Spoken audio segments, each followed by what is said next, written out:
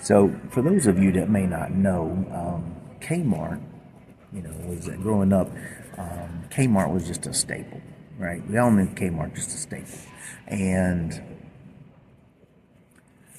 and they were, they're out of Troy, Michigan, and we had them everywhere. It was just, yes, it might have been some of the cheaper merchandise, but it was cheap in price, so it all just worked out really wonderful.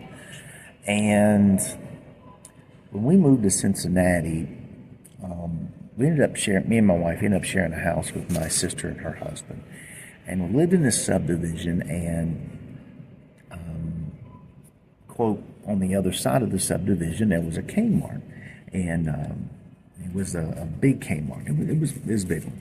And this one had a little cafeteria in there. And so this was, we moved in 2006, 2007. And so for that first bit, every Saturday we would get up and go over there and eat breakfast, because for $2 you could get bacon, eggs, hash browns, toast, and coffee for $2. And it was nice, man. I tell you what, it was one of the nicest things we had. And it was just casually busy throughout their breakfast.